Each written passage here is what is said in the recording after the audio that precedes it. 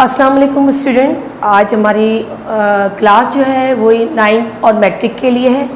हो सकता है ये उन्वान मैंने मैट्रिक क्लास को करवा दिया हो, तो आप लोगों को परेशान होने की ज़रूरत नहीं है, आप लोगों के लिए रिवीजन हो जाएगा। बाकी 9th क्लास के लिए ये लिखना भी है और इसको समझना भी है। जहाँ तक ताल्लुक़ है आज आपके उन्वान की बेटा, तो आज आपका उन्वान है गर्मी की शिद्दत। लिखने वाले हैं मीर अनीस। मीर अनीस का नाम हमारे लिए कोई नया नहीं, क्योंकि आपका शुमार पहले मरसिया गो शायरों में किया जाता है। अगर मैं ये कहूँ कि आपको पहला मरसिया गो शायर कहा गया तो ये कहना गलत ना होगा, क्योंकि मरसिया निगारी की इब्तिदा करने वाले ही मीर अनीस बाबर हैं। मरसिया कहते किसे हैं? मरसिया कहते हैं उस शायरी की उस किस्म को जिसमें मरने वाले की तारीफ़ और तौसीफ़ को बयान किया जाए। और यहाँ किसकी तारीफ़ और तौसीफ़ बयान की जा रही है? यहाँ तारीफ़ और तौसीफ़ बयान की जा रही है हज़रत इमाम हुसैन और उनके रुफ़ैकार के हवाले से यहाँ ज़िक्र किया गया। अब यहाँ गर्मी की शिद्दत बयान करके शायर ने हज़रत इमाम हुसैन से अपनी मोहब्बत का वो मुकाम पेश किया जो लफ्ज़ों में बयान करना बहुत मुश्किल है। किसी शायर ने क्या खूब कहा है, कत्ल हुसैन असल में मर्गे यजीद है, इस्लाम जिंदा होता है हर करबला के बाद। तो ये बात याद रखिएगा कि करबला ही दरअसल वो मुकाम या वो जगह जहाँ इस्लाम यकीकी मानों में या हकीकी मानों में दोबारा ज़िंदा हुआ, जिसने दोबारा सांस ली, जो ता क़यामत तक ज़िंदा रहेगा। तो उसकी बुनियादी वजह जो थी वो करबला की मिट्टी या करबला का मैदान था, जहाँ इमाम हुसैन और उनके रुफ़ाकारों ने जाम शहादत नोश किया।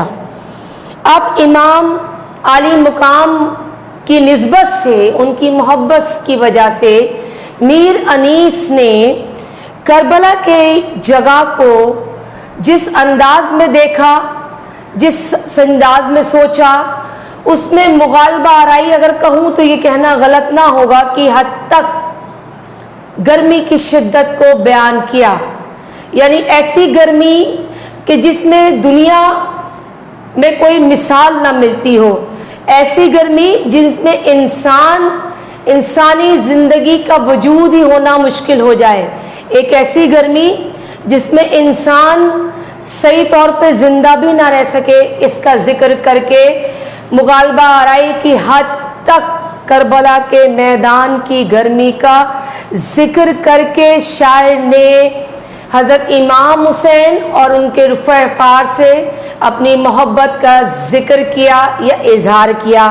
फरमाते हैं वो लू वो आफताब की हिद्दत, वो ताब वो तब, काला था रंग धूप से दिन का मिसाल शब। कह रहे हैं वो लू, वो उस जगह करबला के मैदान की वो सूरज की गर्मी, और इतनी ताब व तब, इतनी शदीद गर्मी कि जिसका जिक्र करना भी मुमकिन ना हो सके। काला था रंग धूप से दिन का मिसाल शब। मिसाल शब कहते हैं रात की तरह, यानी धूप की मिसाल भी दे रहे हैं, दिन की रोशनी की मिसाल भी दे रहे हैं। तो दे रहे हैं रात की तारीखी से, कि रात की तारीखी जिस तरह आती है और अंधेरा छा जाता है, तो बिल्कुल उस दिन भी सूरज की गर्मी इतनी शदीद थी कि दिन की रोशनी में भी कुछ दिखाई ना दे रहा था। खुद नहर अलकमा के भी सूखे हुए थे लब। नहर अलकमा दरियाए फरात, कहने के दरियाए फरात का जो नहर थी उसके भी लब, किनारों को लब से तशबीह दी है, होंठ से तशबीह दी है कि लब सूखे हुए थे। खैमे तो जो थे हिबाबों के तपते थे सब के सब। जो खैमे थे, जो वहाँ लोगों ने खैमे लगाए थे, वो सब बुलबुले की मानिंद, जिस तरह पानी पर एक बुलबुला नमदार होता है और फिर गायब हो जाता है गर्मी, बिल्कुल गर्मी की शिद्दत की वजह से वो बिल्कुल ऐसे ही लग रहा था। खेमे बुलबुलों की तशबीह दे रहे थे गर्मी से। उड़ती थी खाक खुश्क था चश्मा हयात का, कि वहाँ उस वक्त सूरत हाल ये थी कि खाक हर तरफ उड़ रही थी और चश्मा जो था वो ज़िंदगी का वो खुश्क हो रहा था, यानी ज़िंदगी का नामो निशान नापैद हो रहा था।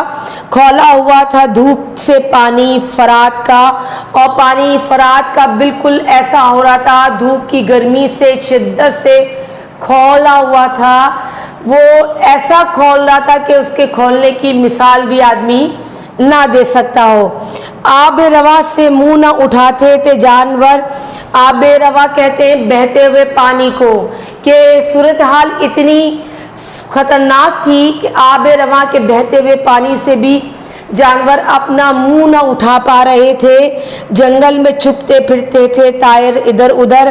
तायर कहते हैं परिंदों को, और जंगल में जो थे वो परिंदे वो अब मुंह छुपा रहे थे गर्मी की शिद्दत से, पनागाह को तलाश कर रहे थे कि किसी तरह कोई पनागाह मिले जहां जाकर वो पनाह हासिल करें। जंगल में छुपते फिरते थे तायर इधर उधर। मर्दम थे 7 पर्दों के अंदर अर्क में तर। मर्दम कहते हैं लोग, और 7 पर्दों में मिसाल दे रहे हैं शायर कि जैसे 7 पर्दों के अंदर भी इंसान छुप के बैठ जाए तब भी वो पसीने में तरबतर हो। बिल्कुल उस वक्त सूरत हाल गर्मी की इतनी शदीद थी कि 7 पर्दों के अंदर मौजूद भी इंसान पसीने में तर था। खस्ते खाना मरसा से निकलती थी न थी नज़र। खस्ते खाना मरसा यानी आँखों की पलकों से नज़र जो है नहीं उठ रही थी। मिसाल दे रहे हैं शायर कि अगर इंसान नज़र उठा कर भी देखना चाहे तो गर्मी की शिद्दत इतनी ज़्यादा थी कि उसकी निगाह आँखों की पलकों से बाहर नहीं जा पा रही थी। गुर आँख से निकल कर ठहर जाए राह में। मिसाल वही दे रहे हैं कि जैसे आँख से नज़र उठाए इंसान और निगाह देखना चाहे तो निगाह सामने तक ना जा सके, ना देख सके, पड़ जाए लाख आबले पाए निगाह में। तो जिस तरह पाँव में आबले पड़ जाते हैं गर्मी की शिद्दत से चलने से, उसी तरह उस वक्त निगाहों का ये आलम था देखने का भी कि अगर निगाहें भी अगर सामने देखना चाहें तो निगाहों में भी मिसाल दे रहे हैं कि आबले पड़ जाएं। बिल्कुल ऐसी कैफियत थी गर्मी की शदीद तरीन।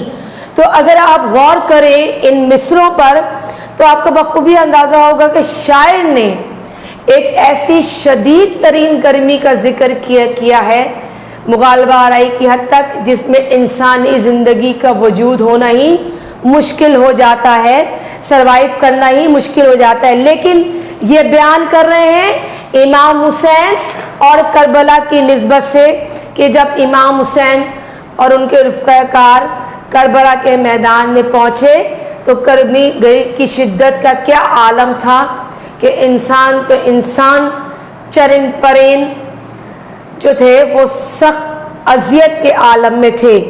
कोसों किसी शजर पे न गुल थे न बरकोबार, दूर दूर तक किसी दरख्त पर ना तो फल थे ना फूल। एक एक नखल जल रहा था सूरज चनार, और एक एक दरख्त जल रहा था किस तरह सूरज चनार के दरख्त की तरह, जिस तरह आग लग जाती है बिल्कुल उस सूरत में जल रहा था।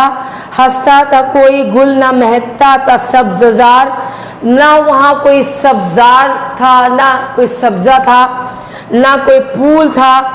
काटा हुई थी फूलों की हर शाख बारदार यानी फल फूल वाली, और हर शाख जो थी वो किस तरह थी, फल फूल वाली, काटा हुई थी। उसमें ना कोई फल था ना कोई फूल था। गर्मी ये थी कि जीत से दिल सब के सर्द थे। गर्मी इस कदर थी कि ज़िंदगी सबके दिलों से निकल गई थी और मुंजमद हो गई थी और उनकी ज़िंदगी रुक गई थी। पत्ते भी मिसल चेहरा मदक जर थे, और पत्तों की मिसाल भी ऐसी दे रहे हैं जैसे आप कहें कि टीबी का मर्ज जिनको लाहक हो जाए, जर्द पड़ जाए जिनके चेहरे, ज़िंदगी जिनसे छिन जाए। बिल्कुल उसी तरह पत्ते भी जो थे वो बिल्कुल पीले और जर्द हो चुके थे, उनमें ज़िंदगी नाम को न थी। शेर उड़ते थे न धूप के मारे कचार थे। कचार यानी जहाँ वो रहते हैं जानवर। शेर जो भी थे वो इस धूप की शिद्दत की गर्मी से अपने अपने गारों तक हो चुके थे महदूद।